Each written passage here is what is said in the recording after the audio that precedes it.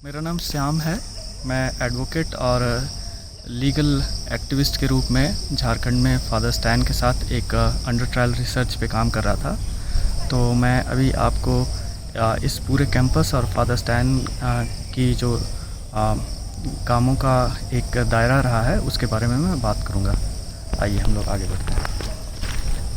ये campus ATC campus है जो रांची में, झारखंड रांची में नामकुम में सिचुएटेड है।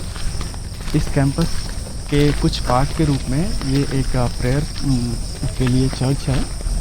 तो यहाँ प्रे होता है और यहाँ पे और कोई भी दूसरी एक्टिविटी के बारे में मुझे मालूम नहीं है और मैंने कभी नहीं देखा कि कोई सोशियो लीगल या ह्यूमन राइट एक्टिविटी यहाँ पे होते हुए।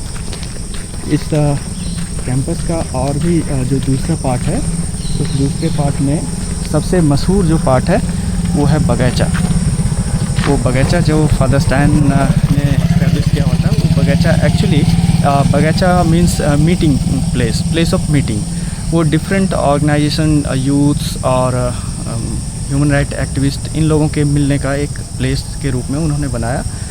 तो बगीचा में ह्यूमन राइट की एक्टिविटी भी होती है। गवर्नमेंट एडेड जो ह्यूमन राइट एक्टिविटी होती है उनका भी प्रोग्राम ये लोग यहाँ पे करने के लिए परमिट करते हैं। उनको अकोमोडेशन देते हैं, उनके फूडिंग के लिए भी ये लोग मेस चलाते हैं और साथ ही साथ बहुत सारे ट्रेनिंग चीज़ें यहाँ पे होती हैं जो लोकल गवर्नमेंट के डिफरेंट ऑर्गेनाइजेशंस के थ्रू किया जाता है।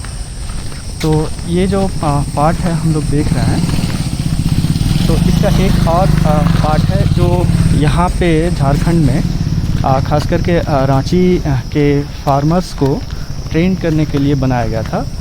Training centre, agricultural training centre, इसीलिए इसका नाम पड़ा ATC। तो ATC में ट्रेनिंग के लिए एक सेपरेट पार्ट है जहाँ पे अब फार्मिंग सिखाया जाता है और ये किसी टाइम काफ़ी ज़्यादा एक्टिव था, लेकिन अब उतना एक्टिव नहीं है। लेकिन फिर भी फार्मिंग की एक्टिविटी यहाँ पे होती है। लोगों को ट्रेन किया जाता है कि कैसे हम एक मॉडर्न वे में फार्मिंग करें।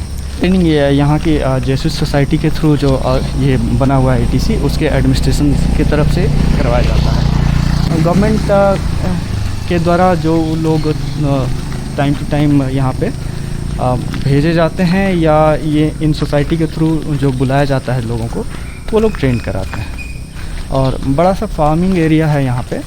उस साइड हम लोग देख सकते हैं, ये पूरा फार्मिंग एरिया है।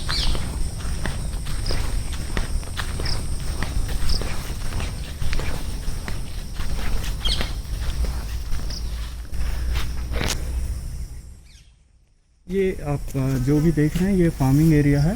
यहाँ पे सिखाया जाता है लोगों को और डिफरेंट क्रॉप्स के साथ जो भी है आप फार्म देख सकते हैं।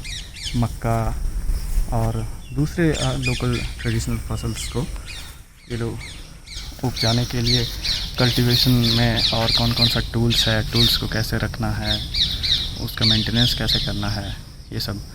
इसके साथ साथ यहाँ पे किसानों को ड्राइविंग भी सिखाई जाती है कि आप ट्रैक्टर्स कैसे ऑपरेट कर पाएँ या और दूसरे जो मशीन्स हैं जो फार्मिंग से रिलेटेड, उसको कैसे ऑपरेट कर पाएँ। इन सारा चीज़ों का एक ये मिला जुला प्लेस है जो बगीचा सरकार से मिल के काम करती है, ऐसा भी हम कह सकते हैं। और बगीचा जो या लोकल NGOs है उनके साथ भी मिल के काम करती है। एक्चुअली बगीचा में जो वो प्लेस है, वो प्लेस उनको एक जगह, एक प्लेटफॉर्म प्रोवाइड करता है कि आप अगर कुछ लोकल ट्रेनिंग प्रोग्राम करना चाहें, लोकल एडमिनिस्ट्रेशन या कोई NGO, तो आके आप बुक कर सकते हैं अपना टाइमिंग और फिर जो भी उनका एक छोटा, बहुत ही मिनिमम कॉस्ट है, उसको पे करके आप वो हायर कर सकते हैं 1 दिन, 2 दिन, 3 दिन। तो ये एक ओपन प्लेस है जहाँ पे लोकल गवर्नमेंट अपने ट्रेनिंग प्रोग्राम्स को NGO के थ्रू या कोई भी NGO आके अपना ट्रेनिंग प्रोग्राम्स को ऑर्गेनाइज़ करता है। तो उसी में ह्यूमन राइट के एक्टिविस्ट जो यहाँ झारखंड या दूसरे स्टेट के ह्यूमन राइट एक्टिविस्ट हों या अदर ह्यूमन राइट के बारे में बात करने वाले लोग हैं, रिसर्चर हैं वो भी टाइम टू टाइम आते हैं, और उनको भी अगर प्लेस चाहिए कि हम यहाँ पे अपना कोई प्रोग्राम या सेमिनार ऑर्गेनाइज करना चाहते हैं तो ये उन लोगों को दिया जाता है। आप फार्मिंग के बारे में देख सकते हैं, अभी भी बहुत सारे फार्मिंग एक्टिविटी हो रही है यहाँ पे।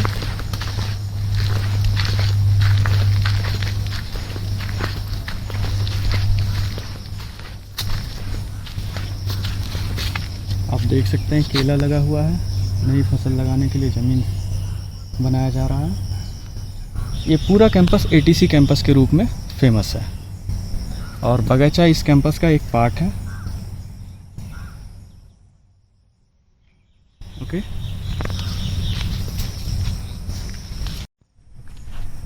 इस कैंपस का एक और पार्ट के रूप में यहाँ पॉलिटेक्निक कॉलेज जो सोसाइटी ऑफ जेसुइट के थ्रू चलाया जाता है, तो उनका हॉस्टल है। वो अकोमोडेट करते हैं बच्चों को, गर्ल्स हॉस्टल और प्लस बॉयज़ हॉस्टल, और उनका मेस ये यहाँ पे चलता है। ये जेवियर कॉलेज और उससे एसोसिएटेड जो विंग है एजुकेशन का, तो उसका एक पार्ट के रूप में यहाँ पे वो फंक्शन करता है। तो ये पॉलिटेक्निक कॉलेज जेसुइट सोसाइटी का ही चलाया हुआ कॉलेज है? हाँ, सब उसी सोसाइटी का चलाया हुआ है। और यहाँ पे पढ़ने कौन आते हैं? यहाँ पे पढ़ने लोकल बच्चे भी हैं, बाहर के भी बच्चे हैं। अच्छा, या हाँ, ये कोई एंट्रेंस एग्ज़ाम के थ्रू? हाँ, वो एंट्रेंस एग्ज़ाम के थ्रू आते हैं। वो अपना उनका एडमिशन होता है। उनका कॉलेज इस कैंपस से 5 या 6 किलोमीटर की दूरी पे है, और ये कैंपस उनके लिए हॉस्टल प्लेस है। ये है कैंपस? हाँ।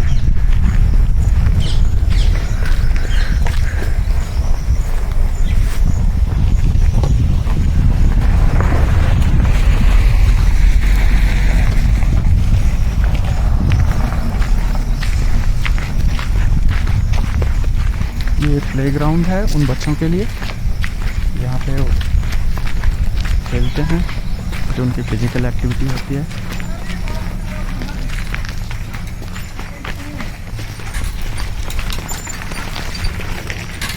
ये रास्ता झरना की तरफ जाता है। एक झरना पॉन्ड के जैसा एक प्लेस है, तो वहाँ को ये रास्ता जाता है। ये अंदर गांव होते हुए निकलता है। आप यहाँ से भी देख सकते हैं पूरे कैंपस को। वो जो आम के पेड़ों को देख रहे हैं वो सभी कैंपस का पार्ट है। इस कैंपस से ठीक सटा हुआ वो केंद्रीय विद्यालय का एक हिस्सा है, और ये कैंपस जो रांची में कैंटोनमेंट एरिया, नापुम कैंटोनमेंट एरिया, उसके बिल्कुल ठीक बीचों बीच बसा हुआ है।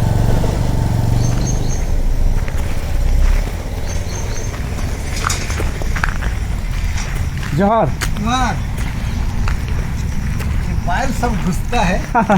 वो तो घुसेगा दादा, घास है तो घुसेगा। चलिए, ये हॉस्टल है, गर्ल्स हॉस्टल। आप देख सकते हैं एग्रीकल्चर ट्रेनिंग सेंटर का बोर्ड।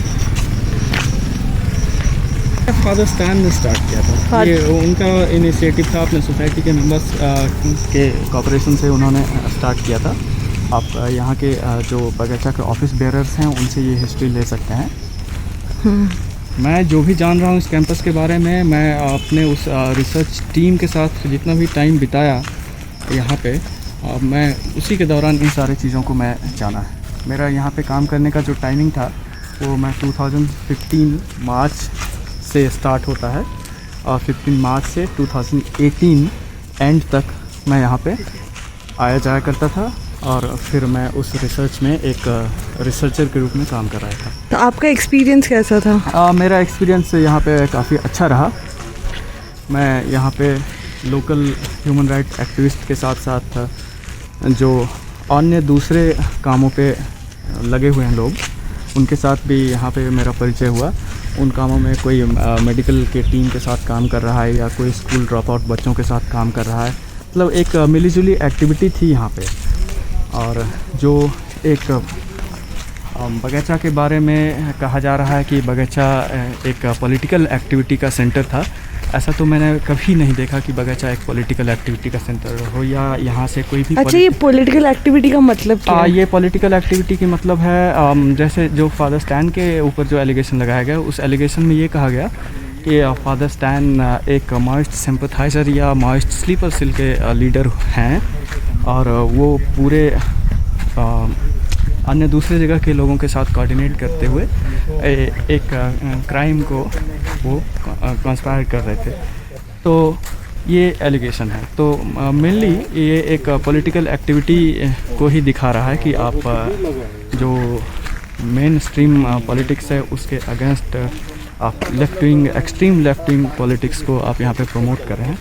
तो मेरा जितना भी टाइम यहाँ पे बीता, मैंने ऐसा कभी फील नहीं किया, ना तो मैंने कोई ऐसी एक्टिविटी देखी। ये एक बहुत ही ओपन प्लेस है जहाँ पे कम से कम हर मंथ में 2 या 3 प्रोग्राम तो गवर्नमेंट ऑर्गेनाइज या गवर्नमेंट फंडेड प्रोग्राम तो होता ही होता है। तो ऐसे सरकार भी इस जगह से जुड़ी हुई है? जी बिल्कुल, सरकार यहाँ को बखूबी इस्तेमाल करती है इस प्लेस को। उनके बहुत सारे ट्रेनिंग प्रोग्राम्स यहाँ पे ऑर्गेनाइज हुए हैं, बहुत सारे ट्रेनिंग प्रोग्राम्स। आप ये देख रहे हैं, ये मेस है इन स्टूडेंट्स के लिए। ये गर्ल्स और बॉयज़ हॉस्टल का मेस है। तो अलग अलग टाइमिंग पे इन लोगों के लिए यहाँ पे खाने का व्यवस्था किया जाता है। आप ये जो आप ये देख रहे हैं, ये बिल्डिंग, पुरानी सी बिल्डिंग, ये उनका जो मशीन है एग्रीकल्चरल ट्रेनिंग से रिलेटेड, उसका एक गोडाउन तरीके का है। यहाँ पे आपको खेती में काम आने वाले बहुत सारे मशीनों को आप यहाँ पे देख सकते हैं। ये खुला प्लेस है, यहाँ पे वो लोग ओपनली सिखाते हैं कि किस तरीके से इन मशीनों को ऑपरेट किया जाए, ट्रैक्टर कैसे हम मेंटेन कर सकते हैं, या और भी फार्मिंग टूल्स को कैसे हम ऑपरेट कर सकते हैं। और जब अनाज इन खेतों में उपजता है तो उसको लाके यहीं पे वो लोग अब उसकी अनाज को निकालने का सारा काम वो लोग करते हैं। तो ये कैंपस एक तरह से डाइवर्सिफाइड है और इस कैंपस में पॉलिटिक्स तो बिल्कुल नहीं, बाकी सारी ह्यूमन राइट एक्टिविटीज़ एक्टिवली होती हैं। ह्यूमन राइट्स एक्टिविटीज़ मतलब? ह्यूमन राइट एक्टिविटीज़ जैसे आप अगर यहाँ बात करें कि एजुकेशन प्रोग्राम्स है, या आप ये बात करें कि जो सहिया का प्रोग्राम है, फिर यहाँ आप बात करें कि जो सोसाइटी का प्रॉब्लम है एक, जिसमें सोशल अवेयरनेस की ज़रूरत है, जैसे मेडिकल या फ़िलहाल का जो पेंडेमिक का सिचुएशन है, तो कैसे इसको डील कर रहे हैं। तो ऐसे एक्टिविटी के साथ साथ जो लोकल इशूज़, खास करके झारखंड या ट्राइबल, पूरे इंडिया के ट्राइबल बेल्ट का जो मेन इशू है कि लैंड, उनका जो माइनिंग है, माइनिंग पे राइट है, ये सारे चीज़ों पे इनका काम रहा है। तो डिस्प्लेसमेंट वर्क से रिलेटेड लोग हों या और भी आप कह सकते हैं, जिसमें ये जो एक पूरा का पूरा टर्मिनोलॉजी यूज होता है जल जंगल ज़मीन, तो उस जल जंगल ज़मीन से प्रभावित लोगों को यहाँ पे एक तरीके से अपनी बात को रखने का मौका दिया जाता है कि आप क्या फेस कर रहे हैं, आपकी डेली लाइफ में क्या चेंज हो गया, आपकी ज़मीनों को अगर स्टेट ने एक्वायर किया है तो क्या चेंज हुआ, या डिस्प्लेसमेंट से आपका लाइफ किस तरीके से डिस्टर्ब हुआ है। इन सारे चीज़ों पे उन लोगों को एक प्लेटफॉर्म दिया जाता है कि आप यहाँ आके अपना बात रखें। तो अभी फादर अरेस्ट होने के बाद से तो बगैचा का स्टेटस कुछ बदल गया है क्या? बगैचा का स्टेटस बदला नहीं है। बगैचा को एक आप ये कह सकते हैं कि बगैचा को डिफेम करने का एक कोशिश किया गया है। और ये कौन कर रहा है ये डिफेमेशन? ये डिफेम करने का कोशिश मैं जो फील करता हूँ, जो यहाँ पे एक सो कॉल्ड राइट विंग और नेशनलिस्ट पॉलिटिशियन जो हैं, जो इंडिया में अपने आप को डिक्लेयर करते हैं कि हम नेशनलिस्ट पॉलिटिशियन हैं, वो यहाँ बगैचा को, और बगैचा नहीं फादर स्टैन को भी डिफेम करने का कोशिश कर रही है। और रेगुलरली उसके ऊपर उन लोगों का कमेंट आते जा रहा है। तो ऐसी कोई बात नहीं है, ऐसा कोई फैक्ट या ऐसा कोई एविडेंस नहीं है जो बगैचा या फादर स्टैन को किसी भी क्रिमिनल एक्टिविटी में इन्वॉल्व पाए। मुझे ये बिलीव है, मैं जहाँ तक जान रहा हूँ ऐसा कोई भी एविडेंस नहीं है। अगर कोई फेक एविडेंस है तो कोर्ट में उसको इजीली चैलेंज तो किया। अभी ऐसी कोई बात नहीं है, लोकल लोग जानते हैं कि बगैचा क्या करता है, इसीलिए बगैचा आने से या बगैचा में प्रोग्राम ऑर्गेनाइज करने से कोई नहीं डरता। ये अपने आप में एक एविडेंस है कि लोग कितना फेथ करते हैं। लोगों को जो यहाँ पे एक प्लेटफॉर्म प्रोवाइड किया जाता है। मैं आपको एक छोटा सा उदाहरण दूँ, यहाँ झारखंड में ऐसा मुझे कोई भी प्लेस नहीं दिखा जहाँ की बच्चों को कॉम्पिटिटिव एग्ज़ाम्स के प्रिपरेशन के लिए एक लाइब्रेरी प्रोवाइड किया जाए फ्री ऑफ कॉस्ट। स्टेट का तो मुझे बिल्कुल मालूम नहीं, कोई और ऑर्गेनाइजेशन भी बिल्कुल नहीं कर रहा है। हाँ, पेड लाइब्रेरीज हैं अलग अलग डिस्ट्रिक्ट में, लेकिन बगैचा का एक अपना सेपरेट लाइब्रेरी है फ्री ऑफ कॉस्ट। बच्चे आके वहाँ पे दिन भर पढ़ते हैं, कॉम्पिटिटिव एग्ज़ाम्स के लिए तैयार होते हैं। आप उस लाइब्रेरी में जाएंगे तो आपको पूरा का पूरा लाइब्रेरी एक अलग ही नज़ारा देगा बगैचा के बारे में। इन सारी चीज़ों को शायद देश के लोग नहीं जान पा रहे हैं, इसीलिए सोच रहे हैं कि या उनको जो बताया जा रहा है एक ख़ास विचार के मीडिया के द्वारा कि बगैचा क्या है। आप बगैचा को जानना चाहते हैं तो बगैचा के अलग अलग पार्ट को देखें, बगैचा के काम को देखें, बगैचा की हिस्ट्री को देखें, किसी एक एलिगेशन को ना देखें। एक एलिगेशन को देखने से बगैचा का कैरेक्टर आप नहीं तय कर सकते हैं कि बगैचा क्या क्या कैरेक्टर है। इस पूरे कैंपस की एक्टिविटी देखें तो आप समझ जाएंगे कि ये कैंपस रियलिटी में एक अच्छे ह्यूमन बीइंग को बनाने के लिए काम करते आ रहा है। ये हम लोग बगैचा के अंदर हैं।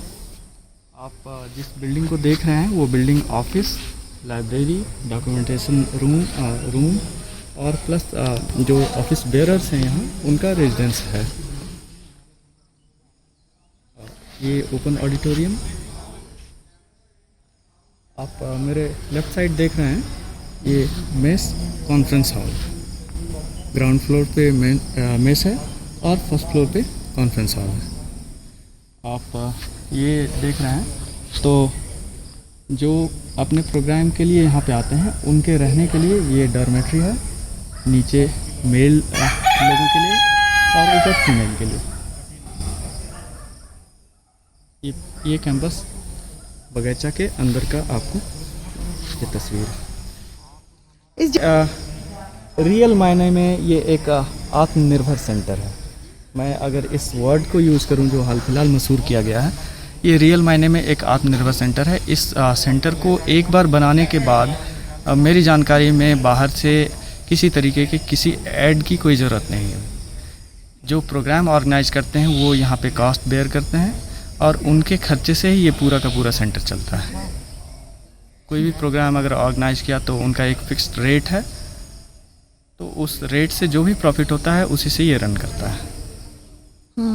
और मैं जहाँ तक मैंने देखा, और ये खेती वेती से वो सेपरेट है। मैं बगीचा के बारे में बता रहा हूँ, वो सेपरेट है। वो एटीसी का हाँ, वो एटीसी एडमिनिस्ट्रेशन देखती है। तो एटीसी और बगीचा में कोई कनेक्शन नहीं है? एटीसी और बगीचा में कनेक्शन बस है कि ये दोनों जो है ये एक ही जगह सिचुएटेड है। प्लस एक कनेक्शन ये है कि ये उसी सोसाइटी के द्वारा गवर्न किया गया है। समझ रहे ये है, लेकिन दोनों की एक्टिविटी बिल्कुल डिस्टिंक्ट है। ये बगीचा का लाइब्रेरी है और इस लाइब्रेरी में आपको कई प्रकार की किताबें मिल जाएंगी। इस लाइब्रेरी का इस्तेमाल यहाँ पे आने वाले जो लोग हैं वो करना चाहते हैं तो उनके लिए ये लाइब्रेरी पूरे दिन में खुली रहती है। ये वही लाइब्रेरी है जहाँ पे जो स्थानीय बच्चे हैं इस क्षेत्र के, वो आके यहाँ पे अपनी प्रतियोगी परीक्षाओं की तैयारी के लिए इस लाइब्रेरी का इस्तेमाल करते हैं।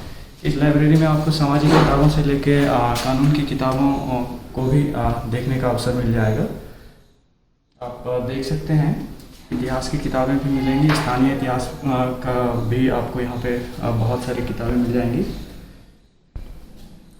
इसके साथ साथ आपको राजनीतिक शास्त्र की भी किताबें हैं, भूगोल से जुड़ी हुई किताबें हैं और भी बहुत सारा सामाजिक लेखन है, वो सारी चीज़ें भी आपको यहाँ पे मिल जाएंगी। आप जैसे देख पा रहे होंगे ये भारतीय संविधान के ऊपर लिखी गई किताब हैं और बहुत सारी किताबें आपको मिल जाएगी। ये लाइब्रेरी पूरे सप्ताह खुली रहती है। इस लाइब्रेरी का इस्तेमाल छात्र ज़्यादा करते हैं और बाकी जिनको किसी और चीज़ों पे जानकारी चाहिए और यहाँ पे वो पुस्तक उपलब्ध हो तो वो इस्तेमाल करते हैं।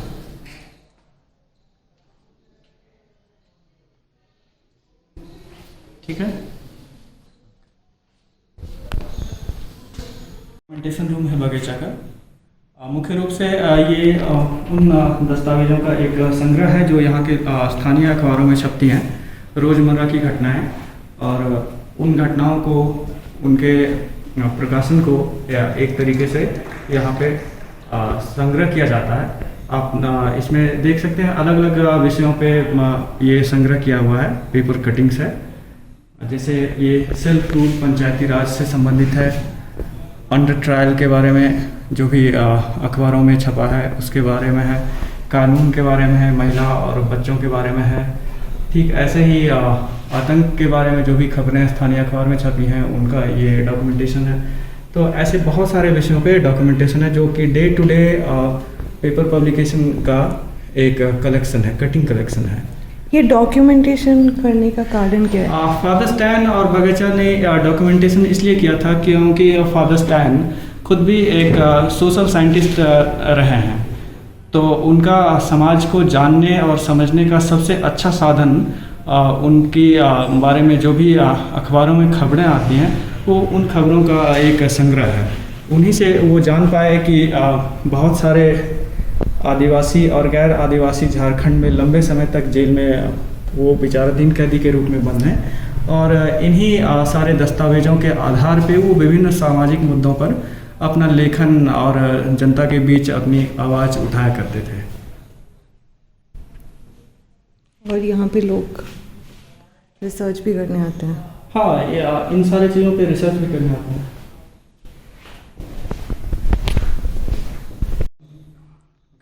आप अभी बगीचा के कॉन्फ्रेंस हॉल में हैं। ये वही हॉल है जो यहाँ पे जो भी सामाजिक गतिविधियों को करने वाले लोग बैठ के चर्चा करते हैं या सेमिनार करते हैं। तो यहाँ पे फादर स्टैन सभी लोगों को एक मंच प्रदान किया करते थे कि आप आके अपने विषयों पे ट्रेनिंग प्रोग्राम या जो भी सामाजिक गतिविधि करना चाहते हैं उससे संबंधित कार्यक्रम, उन विषयों पर चर्चा आप कर सकते हैं।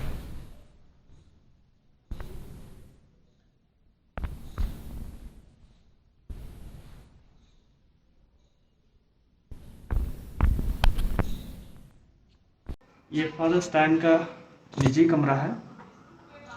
ये वही कमरा है जिसमें वो रहा करते थे।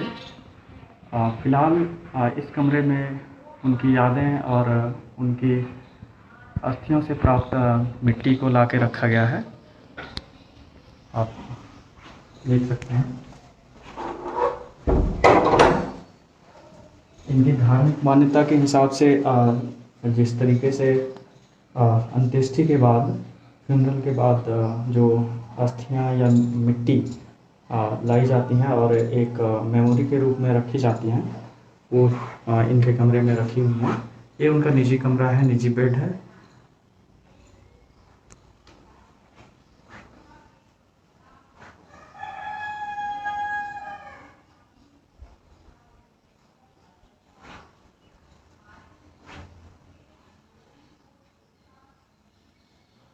वो यहीं पे वापस आना चाहते थे। यहाँ से उनकी याद जुड़ी हुई हैं, वो यहीं लौटना चाहते थे। उन्होंने अपने जीवन का एक बहुमूल्य समय यहाँ बिताया और यहाँ के स्थानीय लोगों के साथ मिलके उनके निजी जीवन से जुड़ी हुई सामाजिक और राजनीतिक मुद्दों को उठाया। इसलिए वो यहाँ लौटना चाहते थे।